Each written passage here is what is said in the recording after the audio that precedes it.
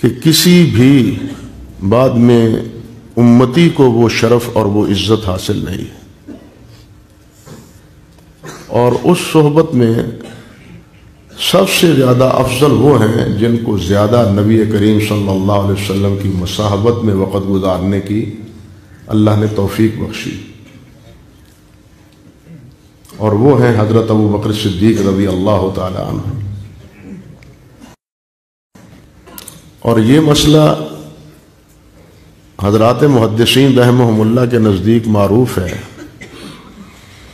کہ مشائخ جو گزرے ہیں، اساتذہ احادیث، اساتذہ اور اساتین حدیث، ان میں سے ان کے شاگرد کی روایت راجح قرار دی جاتی ہے جس کو اپنے استاد سے زیادہ مصاحبت کا موقع میسر آیا۔ یہ محدثین کا ایک طے شدہ قاعدہ ہے، اور اس کا نتیجہ بھی وہی صحبت، اپنے مشائخ کے ساتھ زیادہ وقت گزارنا ہے۔ اگر یہ چیز میسر نہ آئے، صحبت صالح میسر نہ آئے، تو انسان کو تنہا وقت گزارنا اس کے لیے بہتر ہے مجلس سو سے، بری مجلس، بری مصاحبت، شریر لوگوں کی مجلسوں میں بیٹھنے کی بجائے اکیلے بیٹھنا یہ ضروری ہے۔ امام بخاری رحمۃ اللہ علیہ نے بھی اس پر باب باندھا ہے، اور امام خطابی نے تو پوری ایک کتاب لکھی ہے، کتاب الاصلاح۔ اللہ اکبر کبیر۔ اور متنبی کا یہ جملہ تو زبان زد عام ہے علماء کے کہ خیر الجلیس فی الزمان کتاب، کہ سب سے بہترین جلیس زمانے میں کتاب ہے۔ اگر میسر نہ ہو یہ صحبت صالح تو پھر اس کا بدل کتاب ہے۔ صحبت صالح میسر نہ ہو تو پھر اس کا بدل کتاب ہے، اور کتابوں میں بھی سب سے پہلے کتاب کون سی ہے؟ جو اللہ کی کتاب، قرآن مجید۔ بلکہ حقیقت یہی ہے جو اللہ رب العزت نے خود بیان فرمائی ہے کہ یہی کتاب ہے جو لا ریب ہے۔ باقی کوئی کتاب ایسی نہیں ہے جس میں شک و ریب کی گنجائش نہ ہو۔ صرف قرآن مجید ایک ایسی کتاب ہے اللہ رب العزت کی کہ جو لا ریب ہے، اور اس کی ہر بات سچی، اور یہی وہ کتاب ہے جو انسان کو انسان بناتی ہے، اور یہی وہ ایک کتاب ہے جو ظلمات سے نکال کے انسان کو نور کی شاہراہ پر کھڑا کر دیتی ہے۔ اللہ رب العزت کے پیارے پیغمبر صلی اللہ علیہ وسلم کا فرض منصبی بھی یہی تھا، یتلو علیہم آیاتہ ویزکیہم ویعلمہم الکتاب والحکمہ۔ یہ تلاوت، تعلیم کتاب و حکمت کی، اس کا نتیجہ وہ تزکیہ ہے۔ علماء نے، مفسرین رحمہم اللہ نے لکھا ہے کہ اگر کتاب و سنت کی تعلیم سے تزکیہ حاصل نہیں ہوتا، انسان سنورتا نہیں ہے، اس کا اخلاق، اس کا کردار، اس کی عادات وہ اگر بنتی نہیں ہے، سنورتی نہیں ہے، تو پھر اس کے کتاب و سنت کے پڑھنے کا کوئی فائدہ نہیں۔ وہ تو ایسے ہی ہے جس کی مثال خود اللہ رب العزت نے فرمائی ہے کہ کمثل الحمار یحمل اسفارا، کمثل الحمار یحمل اسفارا، وہ اس کا مصداق۔ اس لیے تعلیم کا مطلب بھی کیا ہے؟ تزکیہ ہے۔ بلکہ اگر کہا جائے کہ خلاصہ اور لب لباب ہمارے دین کا کیا ہے، یا انبیاء کرام علیہ السلام کی دعوت کا نتیجہ یا خلاصہ کیا ہے، تو وہ یہی انسانوں کا تزکیہ ہے۔ اذهب الى فرعون انه طغى فقل هل لك الى ان تزكى۔ موسیٰ علیہ السلام کی بھی یہی ڈیوٹی اللہ ذوالجلال والاکرام نے فرمائی، اور یہی ذمہ داری نبی کریم صلی اللہ علیہ وسلم کی اللہ رب العزت نے بیان فرمائی، وَيُزَكِّيهِمْ۔ اور یہ تو آپ جانتے ہیں کہ اللہ رب العزت نے صاف فرمایا قَدْ أَفْلَحَ مَنْ تَزَكَّى، کہ وہ فلاح پایا اور پا گیا جس نے اپنے آپ کو سنوار لیا گناہوں سے، بری عادات اور خسائل سے، شرک و کفر سے، جس نے اپنے آپ کو بچا لیا وہی فلاح پائے۔ بلکہ اللہ ذوالجلال نے 8 قسمیں والشمس وضحاها والقمر اذا تلاها، 8 قسمیں اٹھا کے بالآخر فرمایا قد افلح من زکاها، کہ اس نے فلاح پائی جس نے تزکیہ اپنا کیا، اپنے آپ کو سنوار لیا، اپنے عقیدے کو، اپنے کردار کو، اپنے اخلاق کو جس نے بنا لیا وہ فلاح پایا۔ تو گویا انسان کا مقصد بھی فلاح ہے، دنیا اور آخرت کی کامیابی۔ تو دنیا اور آخرت کی کامیابی کو اگر ہم ایک لفظ میں تعبیر کریں تو وہ یہی تزکیہ ہے یا تقوی ہے، اس کے بدلے میں تزکیہ ہے یا تقوی ہے۔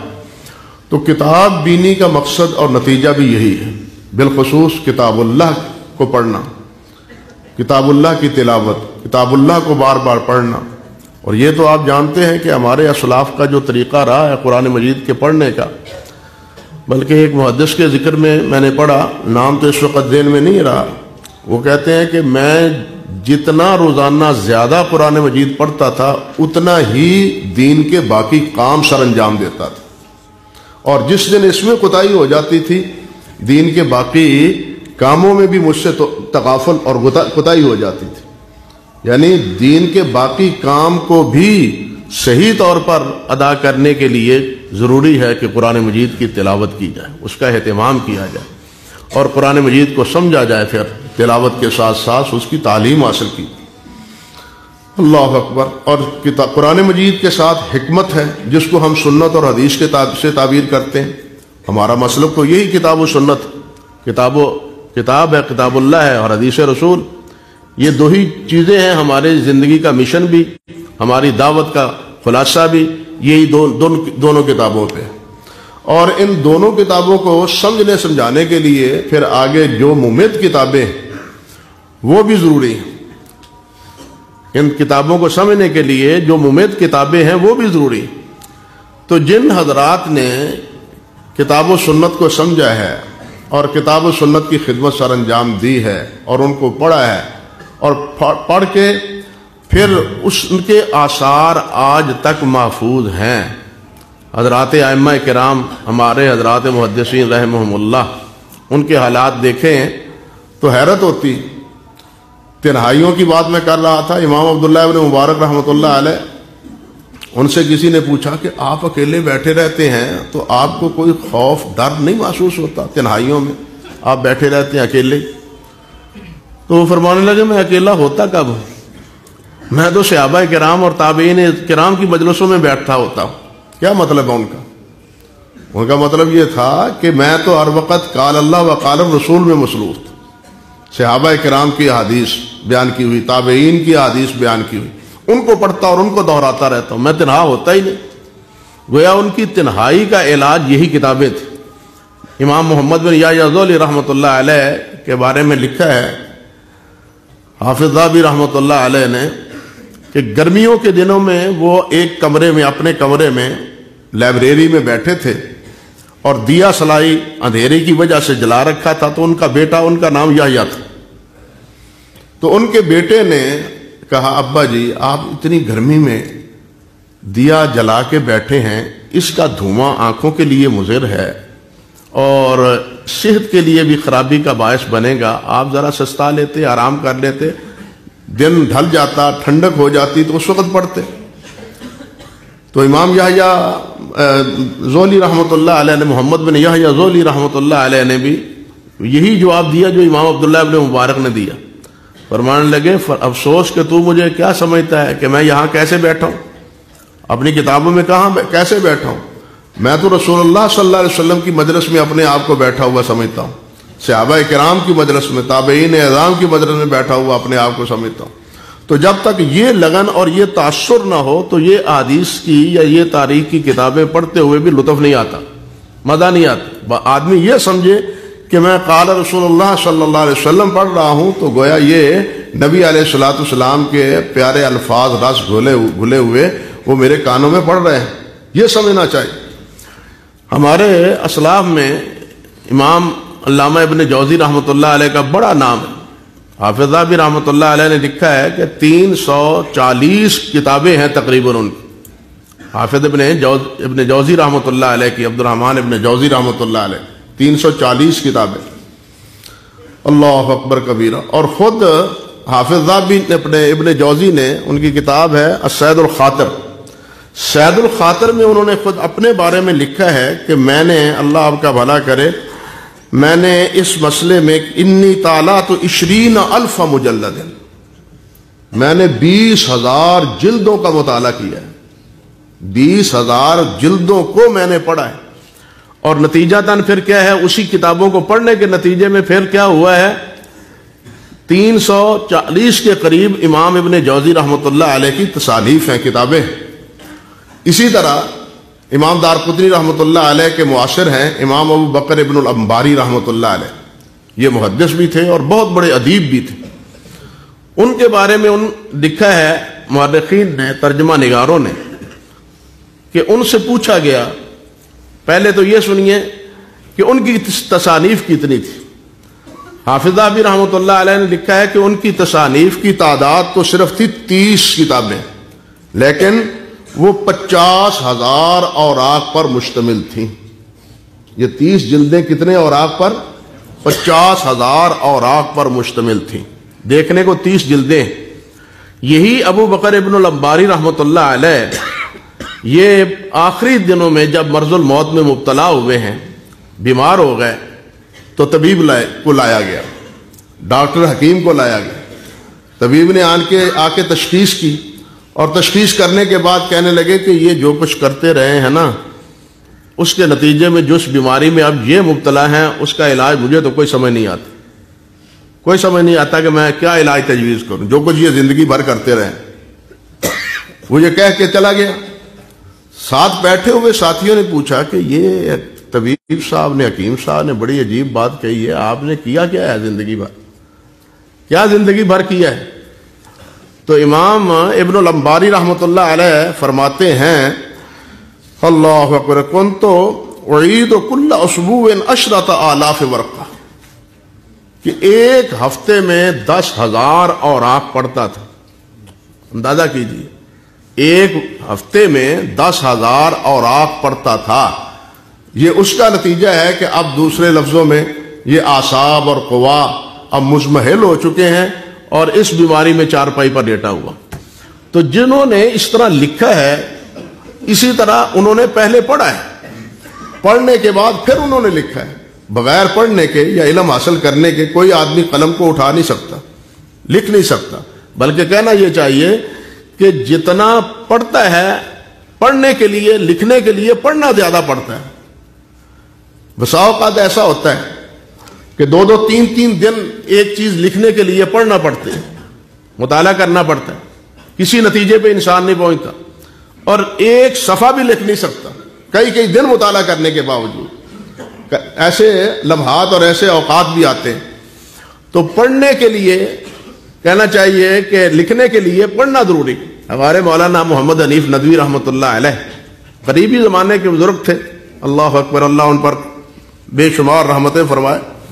وہ ایک بڑی عجیب بات کہا کرتے تھے، طالب علموں کو یہاں جب ادارے میں تشریف لاتے تو فرمایا کرتے تھے، اتنا پڑھو، اتنا پڑھو، اتنا پڑھو کہ خود بخود کہے آئے۔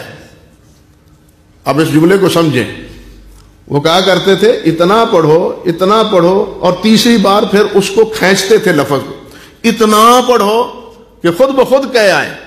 کیا مطلب؟ کہ جس طرح انسان اوور لوڈ ہو جاتا ہے کھانے کے بعد اور اس کو کہے آتی ہے، اسی طرح اتنا پڑھو کہ خود طبیعت میں ایک انفعالی کیفیت پیدا ہو جائے کہ اب کچھ باہر نکلنا بھی چاہیے، اب کچھ باہر آنا ہی چاہیے۔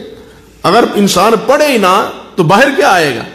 اس لیے باہر آنے کے لیے، کتاب پر کوئی چیز یا اوراق پر کوئی چیز منتقل ہونے کے لیے یہ ضروری ہے کہ پہلے پڑھا جائے۔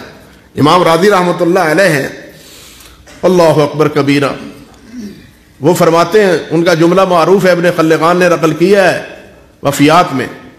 وہ فرماتے ہیں ابن امام راضی رحمۃ اللہ علیہ کہ روٹی کھانے کا وقت بھی میرے لیے بہت ہی پریشان کن وقت ہے، کیوں کہ اس وقت میں پڑھ نہیں سکتا، یعنی اس وقت میں پڑھ نہیں سکتا، میرے لیے یہ روٹی کھانے کا وقت جو ہے یہ میرے لیے وقت پریشانی کا موجب بنتا ہے۔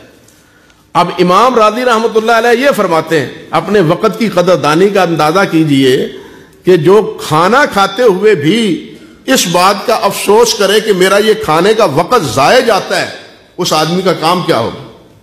امام راضی بہرحال راضی ہیں، ان کی تفسیر کا انداز دیکھیے، تفسیر راضی ہے، میں نے دیکھا کہ آپ بھی دیکھیں سورت انفال کے اختتام پر ان کی عادت ہے کہ ہر سورت کے آخر پر لکھ دیتے ہیں کہ یہ سورت کا تفسیر میں نے کس تاریخ کو مکمل کی۔ سورت انفال کے آخر میں وہ لکھتے ہیں کہ 601 ہجری ہے اور رمضان کا مہینہ ہے، رمضان کی تاریخ نہیں لکھی، رمضان کا مہینہ ہے اور 601 ہجری۔ پھر آگے سورت توبہ ہے، سورت توبہ کو لکھنے کے بعد وہ فرماتے ہیں کہ آج کیا رمضان ہے، 14 رمضان ہے، 16 رمضان ہے اور 601 ہجری۔ اب ہم کیا سمجھیں کہ سورت توبہ کی تفسیر انہوں نے کتنے دنوں میں لکھی، جبکہ انفال بھی انہوں نے رمضان ہی میں ختم کی، رمضان ہی میں سورت انفال کی تفسیر ختم کی، اور پھر 14 یا 16 ہے یا 14 ہے، اس میں انہوں نے سورت توبہ کی تفسیر مکمل کی۔ آپ اندازہ کریں کہ جو مصری طبع ہے نا، پہلا طبع مصری جس میں ایک سطر پر تقریباً 31 سطریں ہیں، اس کے تقریباً 135 صفحے بنتے ہیں تقریباً، جو سورت توبہ پر مشتمل ہے۔ تو اب اندازہ کیجئے کہ یہ 13-14 دن، پہلے دن پتہ نہیں کتنے ہیں، کیونکہ وہ تو انہوں نے متعین نہیں کیے کہ کس رمضان کی کس تاریخ کو ختم کیا، صرف سن لکھا ہے 601، لیکن توبہ کے اختتام پر انہوں نے سن کے ساتھ دن بھی تاریخ بھی لکھی ہے رمضان کی۔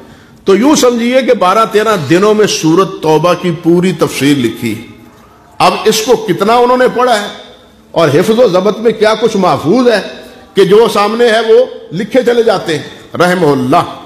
امام زہری ہے رحمۃ اللہ علیہ، ان کے بارے میں بھی ابن خلقان نے لکھا ہے رحمۃ اللہ علیہ نے کہ امام زہری رحمۃ اللہ علیہ کی جو کتابیں تھیں جب وہ مطالعہ کرتے تھے تو ایک دفعہ ان کی اہلیہ ناراض ہو کے ان کے پاس آئی گئی اور کہنے لگی کہ یہ کتابیں میرے لیے تو 3 سوتنوں سے زیادہ بھاری ہیں، 3 سوکنے ہوتی تو ان سے میں گزارا کر لیتی، لیکن یہ کتابیں ہیں، ان کا قصہ تم چھوڑتے ہی نہیں۔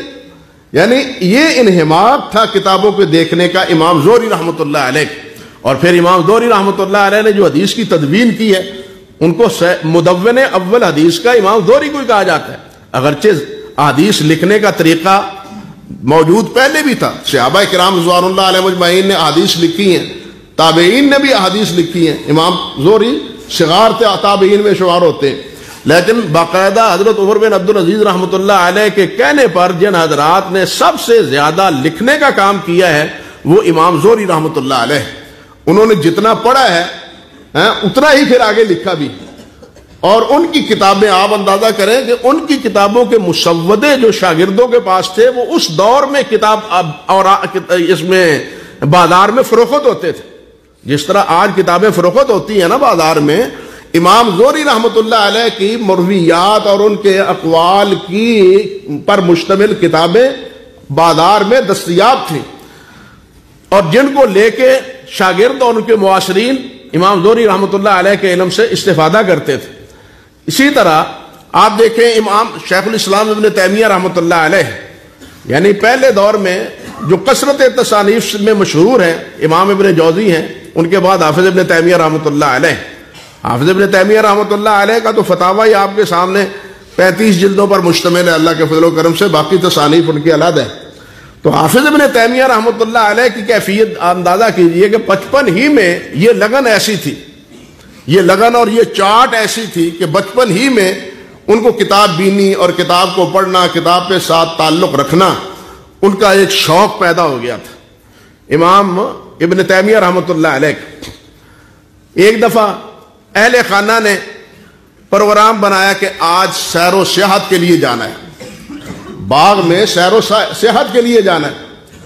امام ابن تیمیہ رحمۃ اللہ علیہ فرمانے لگے تم جاؤ، میں نے نہیں جانا، گھر کے افراد کہنے لگے نہیں تم بھی چلو, آپ کو بھی لے کے چلنا ہے ہم نے.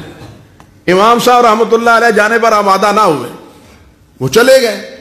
اب جب واپس ہوئے, شام کو واپس لوٹے, عصر کے وقت وہ گئے ہیں اور عصر کے بعد شام کو واپس لوٹے, تو امام ابن تیمیہ رحمۃ اللہ علیہ فرماتے ہیں کہ تمہارے جانے کے بعد دیکھو یہ کتاب ہے میرے پاس, اس کو میں نے یاد کر لی ہے. عصر سے مغرب کے مابین اس کتاب کو میں نے یاد کر لیا ہے تمہارے سیر و سیاحت کے دوران. یہی امام ابن تیمیہ رحمۃ اللہ علیہ, ان کی سوانح نگاروں نے لکھا ہے کہ ان کی آنکھوں آشوب چشم ہو گیا تھا, آنکھوں کی تکلیف ہو گئی تھی, اور ڈاکٹروں نے حکیموں نے پڑھنے سے منع کر دیا, آپ مت پڑھیں تاکہ مزید بوجھ نہ پڑے اور طبیعت زیادہ خراب نہ ہو. امام ابن تیمیہ رحمۃ اللہ علیہ فرماتے ہیں کہ آپ مجھے یہ بتلاؤ کہ اگر کسی کام کے کرنے میں طبیعت میں نشاط آتا ہے, ایک پیار محبت ملتا ہے, خوشی میسر آتی ہے, تو کیا یہ خوشی اور یہ نشاط طبیعت کی درستگی کا باعث نہیں بنتی؟ تو ڈاکٹر کہنے لگا بالکل, اگر کسی چیز کے استعمال کرنے میں طبیعت میں نشاط اور خوشی محسوس ہوتی ہے تو وہ چیز استعمال کرنی چاہیے. تو وہ فرمانے لگے ابن تیمیہ رحمۃ اللہ علیہ کہ مطالعہ کرنے سے مجھے تو صحت ملتی ہے, مطالعہ کرنے سے تو مجھے نشاط میسر آتا ہے, خوشی میسر آتی ہے, تو میں کیسے مطالعہ چھوڑ دوں؟ تو ڈاکٹر کہنے لگا, حکیم طبیب کہنے لگا کہ آپ کا علاج میرے پاس نہیں ہے, آپ کا میرے پاس علاج نہیں ہے. یعنی آپ دیکھیں اگر انہوں نے اتنی کتابیں لکھی ہیں تو یہ شوق ہے ان کے پڑھنے کا, اسی شوق کے نتیجے میں اب ان کی کتابیں ایسی ہیں اللہ کے فضل و کرم سے جو پوری دنیا کے اہل علم کے لیے ایک مرجع بنی ہوئی ہے. امام ابن تیمیہ رحمۃ اللہ علیہ ہی نہیں, حافظ ابن قیم رحمۃ اللہ علیہ دیکھ لیں, حافظ ابن حجر رحمۃ اللہ علیہ دیکھ لیں, حافظ ابن حجر رحمۃ اللہ علیہ کی فتح الباری اور باقی بہت سی کتابیں ہیں. کیا خیال ہے کہ انہوں نے کتنا پڑھا ہوگا؟ آپ ذرا ان کا موجم جو فہرست ہے چھپی ہوئی وہی دیکھ لیں کہ جن کتابوں کی انہوں نے اجازت لی ہے اور ان کو پڑھا ہے وہ چھپ گیا ہے موجم, اور وہی کیا ہے 1500 سے زیادہ کتابوں پر ان کا وہ موجم جو ہے نا مشتمل. گویا 1500 کتاب قریباً حافظ ابن حجر رحمۃ اللہ علیہ نے پڑھی ہے اپنی زندگی میں. اب ابن حجر رحمۃ اللہ علیہ کی کتابیں پڑھتے ہیں تو اس سے پتہ چلتا ہے کہ کون کون سی کتاب اور کون کون سے مراجع حافظ ابن حجر رحمۃ اللہ علیہ کے سامنے. اللہ اکبر کبیرہ. آخری دور میں ایک عجیب لطیفہ ہے, امام ابو العلا حمزانی رحمۃ اللہ علیہ, امام یہ ذکر کیا ہے, حافظ ابن رجب رحمۃ اللہ علیہ نے اس میں کیا نام ہے کتاب کا, ذیل و طبقات الحفاظ میں بھی, ذیل و طبقات الحنابلہ میں, اور یہی قصہ ذکر کیا ہے حافظ ذہبی رحمۃ اللہ علیہ نے تذکرۃ الحفاظ میں بھی اور سیر و اعلام النبلاء میں بھی. کتابوں کے شوق کا عالم دیکھیے کہ امام ابو العلا حمزانی رحمۃ اللہ علیہ, حسین بن محمد ان کا نام تھا, ان کو بغداد میں پتہ چلا, حمزان کے رہنے والے تھے, بغداد میں آئے ہوئے تھے, بغداد میں انہیں پتہ چلا کہ شیخ ابن الجوالیکی کی کچھ کتابیں ہیں جو برائے فروخت بازار میں پڑی, اور لوگ کہہ رہے ہیں بھئی یہ ابن جوالیکی کی کتابیں ہیں, کسی نے خریدنی ہے تو لے لے. ان کے کانوں میں یہ بھنک پڑی تو یہ وہاں پہنچ گئے اور جا کے کتابوں کی قیمت کا سودا طے کرنے لگے. اب بالآخر بعض نے کوئی قیمت لگائی, کسی نے کوئی قیمت لگائی, تو امام حمزانی رحمۃ اللہ علیہ نے بالآخر ان کتابوں کی قیمت 60 دینار مقرر, سونے کے 60 ہے سکے, 60 دینار مقرر کی. تو فروخت کرنے والے نے جناب کہا ٹھیک ہے جی 60 دینار تمہارے ہوئے, ہمیں یہ سودا قبول ہے. وہ فرمانے لگے آپ 60 دینار تو میں دوں گا, لیکن دوں گا اگلی جمعرات کو, آج میرے پاس نہیں ہے, سودا میرا ہو گیا, سودا پکا ہے, اور یہ میں دوں گا اگلی جمعرات کو اس کی قیمت. اب ہوا کیا, امام ابو العلا حمزانی بغداد سے واپس چلتے ہیں اپنے حمزان میں, اپنے شہر میں آتے ہیں, وہاں ان کا مقام تھا, گھر تھا, وہاں ان کا گھر تھا. اپنے ایک دوست کو کہتے ہیں کہ میرا گھر فروخت کر دو، میں اپنا گھر فروخت کرنا چاہتا ہوں۔ اب لوگوں کے ہاں اطلاع دی، لوگوں کو بتلایا کہ بھائی یہ گھر ہے فروخت کے لیے، کوئی لینا چاہتا ہے؟ خریدار آ گئے، قیمت لگاتے لگاتے قیمت پہنچ گئی اتفاقاً 60 دینار پر ہی، گھر کی قیمت بھی 60 دینار پر۔ یہ کہتے ہیں بس ٹھیک ہے 60 دینار میں فروخت کر لو۔ وہ کہنے لگے ٹھہر جاؤ، اس کی قیمت اور بڑھ جائے گی، ایک آدھا دن ٹھہر جاؤ، قیمت اور بڑھ جائے گی۔ حمدانی فرماتے ہیں رحمت اللہ علیہ، نہیں بس تم فروخت کر دو، پیسے مجھے دو، تم فروخت کر دو، پیسے مجھے اس کو کہو کہ دے اور مجھے دے دے پیسے۔ چنانچہ وہ اپنا گھر 60 دینار کو انہوں نے فروخت کیا، جو کہ اس سے زیادہ قیمت اس سے میسر آ سکتی تھی، سمجھے نا۔ اب وہ 60 دینار لے کے اللہ اکبر کبیرہ یہ پہنچتے ہیں پھر دوبارہ بغداد، اور اگلی جمعرات جو وعدہ کر کے گئے تھے اسی وعدے پر وہ 60 دینار دے کے وہ کتابیں خرید لیتے۔ یہ ہے کتابوں کی محبت۔ اور پھر اتفاق کی بات یہ کہ وہ فوت ہوئے، تو فوت ہونے کے بعد انہیں ایک ساتھی نے دیکھا خواب میں کہ جنت میں ایک کمرہ ہے بہت خوبصورت، اور اس کے ارد گرد پورے چاروں طرف کتابیں اٹی ہوئی پڑی ہیں، الماریوں میں کتابیں لگی ہوئی ہیں، اور درمیان میں یہی شیخ حمدانی کتابیں پڑھ رہے ہیں، جنت میں بیٹھے ہوئے یہ کتابیں پڑھ رہے ہیں۔ اللہ اکبر کبیرہ۔ اب پوچھا ان سے یہاں آپ یہ کتابیں پڑھ رہے ہیں جنت میں آ کے؟ کہنے لگے کہ میں نے اللہ ذوالجلال والاکرام سے دعا کی تھی کہ یا اللہ میرا دنیا میں جو سب سے بڑا شوق تھا نا کتابیں پڑھنے کا، وہ جنت میں بھی پورا کر، جنت میں بھی پورا۔ چنانچہ اللہ ذوالجلال نے یہ کتابیں بھی مہیا کر دی ہیں اور میں جنت میں کتابیں پڑھ رہا ہوں۔ یعنی یہ شوق اگر انسان کو سما جائے تو پھر انسان کھاتا ہوا بھی، پیتا ہوا بھی، چلتا پھرتا بھی پھر اس سے جدا نہیں ہوتا۔ امام ابو العباس سالم رحمۃ اللہ علیہ لغت کے بہت بڑے امام، 91 سال ان کی عمر تھی جب ان کا انتقال ہوا۔ وہ جمعے کے روز جمعے کی نماز پڑھنے کے بعد گھر کے لیے کی طرف جا رہے ہیں، اور راستے میں جاتے جاتے کتاب بھی پڑھتے جا رہے ہیں، چلتے جا رہے ہیں اور کتاب بھی پڑھتے جا رہے ہیں۔ اب اسی میں یعنی چلتے چلتے کیا ہوا، ایک گھوڑا آیا، سوار آیا، اس نے زیادہ احتیاط نہ کی، امام ابو العباس سالم رحمۃ اللہ علیہ کو اس گھوڑے کا دھکا لگا، تو زمین پر گرے اور بے ہوش ہو گئے۔ امام ابو سالم زمین پر گرے اور بے ہوش ہو گئے۔ اللہ اکبر کبیرہ۔ اب آپ اور اسی بے ہوشی کے نتیجے میں بلاخر امام سالم رحمۃ اللہ علیہ انتقال کر گئے۔ کہنے کا مقصد یہ تھا کہ جب کسی کو یہ چاٹ لگ جاتی ہے نا تو پھر انسان کھانا کھاتے ہوئے بھی اور چلتے ہوئے بھی پھر اس سے خالی نہیں ہوتا۔ ہمارے قریبی دور میں، ماضی کے دور میں، علامہ شبلی نعمانی کا نام آپ نے اکثر سنا ہے۔ یہ اردو کے جو کہنا چاہیے کہ 5 ارکان شمار ہوتے ہیں آپ کے ہندوستان میں، ان میں ایک رکن یہی علامہ شبلی بھی تھے۔ اردو کے جو 5 ارکان شمار ہوتے ہیں ان میں ایک یہ علامہ شبلی بھی تھے۔ علامہ شبلی جس وقت اپنے علی گڑھ میں سر سید کے ساتھ ان کا تعلق جڑا ہے اور سر سید کے ساتھ یہ ملے ہیں، تو اس وقت بھی ایک عجیب واقعہ پیش آیا۔ یہ سر سید کو ملنے کے لیے گئے، انٹرویو دینے کے لیے، امتحان دینے کے لیے۔ اب سر سید رحمت اللہ علیہ کے پاس کی جو کمرہ تھا وہاں بیٹھے ہوئے ہیں، سر سید نہیں ہے، کتابیں الماریوں میں لگی ہوئی ہیں، میز پڑا ہے، اور یہ اس کمرے میں چلے جاتے ہیں اور جا کے کیا ہے الماریوں کو دیکھ رہے ہیں کہ اس الماری میں کون سی کتاب ہے، اس میں کون سی کتاب ہے۔ یہ الماریوں میں کتابوں کو، الماریاں بند پڑی ہیں، تالا لگا ہوا ہے، اور اب کیا ہے وہ الماریوں میں پڑی ہوئی کتابیں بھی دیکھ رہے ہیں کہ کون کون سا اندوختہ اس میں سر سید نے جمع کر رکھا ہے۔ ادھر سر سید آ گئے، انہوں نے دیکھا کہ شبلی کتابیں دیکھ رہے ہیں الماریوں میں اور الماریاں بند پڑی ہیں۔ کہنے لگے شبلی صاحب کل آئیے، آج نہیں کل آئیے، کل انٹرویو ہوگا، آج نہیں ہوگا. ٹھیک ہے جی.